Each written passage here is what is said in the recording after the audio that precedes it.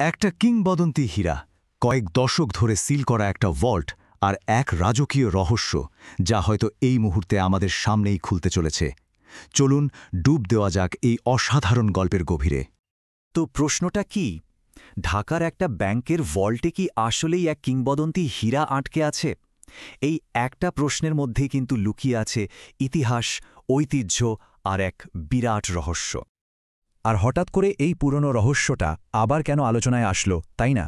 কারণটা হলো, বাংলাদেশ সরকার কয়েক দশক ধরে বন্ধ থাকা একটা ভল্ট খোলার নির্দেশ দিয়েছে। ভাবুন, এই একটা সিদ্ধান্তই এক হারিয়ে যাওয়া ইতিহাসের দরজা খুলে দিতে পারে। কিন্তু কেন এত হইচই এই হীরাটা নিয়ে? কারণ এটা কোনো সাধারণ হীরা না। বলা হয় এটা হচ্ছে দুনিয়ার সবচেয়ে বিখ্যাত রত্ন, কোহিনূরের হারিয়ে যাওয়া বোন। আর এই পরিচয়টাই একে আরও বেশি রহস্যময় আর মূল্যবান করে তুলেছে। তো ঢাকার এই হীরাটার নাম হচ্ছে দরিয়া-এ-নূর, আর একে কোহিনূরের বোন বলা হয়। কারণ একটা সময় ছিল যখন পাঞ্জাবের শাসক রঞ্জিত সিং এই দুটো হীরাই একসাথে পড়তেন। ভাবুন তো একবার, কি অবিশ্বাস্য একটা দৃশ্য ছিল সেটা।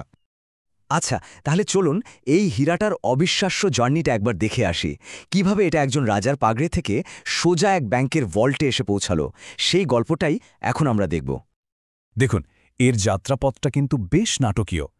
১৯ শতকের শুরুতে এটা ছিল শিখ শাসক রঞ্জিত সিংয়ের কাছে, কিন্তু ১৮৪৯-এর পর, মানে পাঞ্জাব যুদ্ধের পর, এটা চলে গেল ব্রিটিশদের হাতে।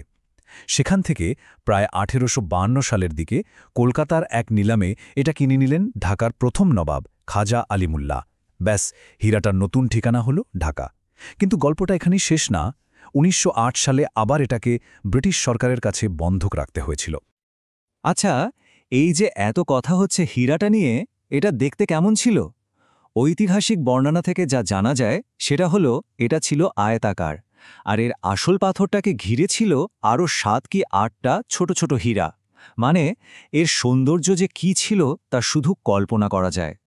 আর সাইজ, মাঝখানের যে মূল পাথর, সেটার ওজনই ছিল আনুমানিক ২০ থেকে ৩০ ক্যারেট।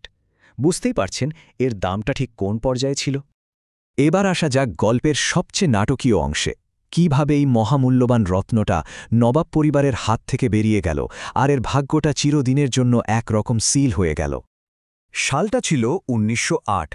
ঢাকার নবাব সলিমুল্লাহ তখন ভয়ঙ্কর এক আর্থিক সংকটে পড়েন। অবস্থা এতটাই খারাপ ছিল যে তাকে ব্রিটিশ ঔপনিবেশিক শাসকদের কাছ থেকে টাকা ধার করতে হয়েছিল। কিন্তু সেই ধারের বদলে জামানত হিসাবে তিনি কি রেখেছিলেন? নবাব তার প্রায় সব কিছুই বন্ধক রেখে দেন, যার মধ্যে ছিল তার ঢাকার বিশাল এস্টেট, দরিয়া-এ-নূর এবং অন্যান্য সমস্ত ধনসম্পদ। ভাবুন একবার, এই একটাই সিদ্ধান্ত হীরাটার ভাগ্য চিরদিনের জন্য বদলে দিয়েছিল।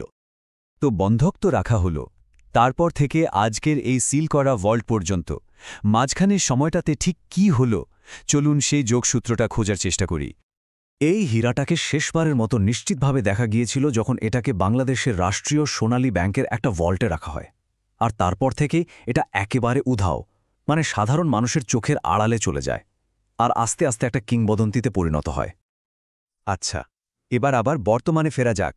এই রহস্যের শেষ অধ্যায়টা হয়তো এখন লেখা হবে, কিন্তু জানেন তো, এর মধ্যেও আরও একটা প্যাচ আছে। এই রহস্যের গভীরে যাওয়ার আগে একটা খুব বড় কনফিউশন দূর করা দরকার। কারণ পৃথিবীতে দরিয়া-ই-নূর নামে আরও একটা বিখ্যাত হীরা আছে, কিন্তু এই দুটো একদমই এক জিনিস নয়। আমাদের ঢাকার যে হীরা সেটা আয়তাকার আর ওজন প্রায় ২০-৩০ ক্যারেট, আর ইরানের তেহরানে যেটা আছে সেটা গোলাপি রঙের আর প্রায় ১৮২ ক্যারেটের একটা বিশাল পাথর। সো আমরা যেটার কথা বলছি সেটা একেবারেই আলাদা একটা রত্ন, আলাদা একটা রহস্য। এত বছরের, কয়েক দশকের এই রহস্যের শেষটা হয়তো আমরা খুব তাড়াতাড়ি দেখতে চলেছি।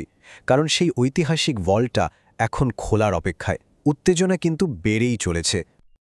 তাহলে শেষ প্রশ্নটা কি দাঁড়ালো? কোহিনূরের সেই হারিয়ে যাওয়া বোনকে কি শেষ পর্যন্ত খুঁজে পাওয়া যাবে? দশকের পর দশক ধরে লুকিয়ে থাকা একটা ইতিহাস কি এবার আমাদের সামনে আসবে? নাকি এর গল্পটা এর মধ্যেই অন্য কোনো গোপন মোড় নিয়ে ফেলেছে, যা আমরা কেউই জানি না?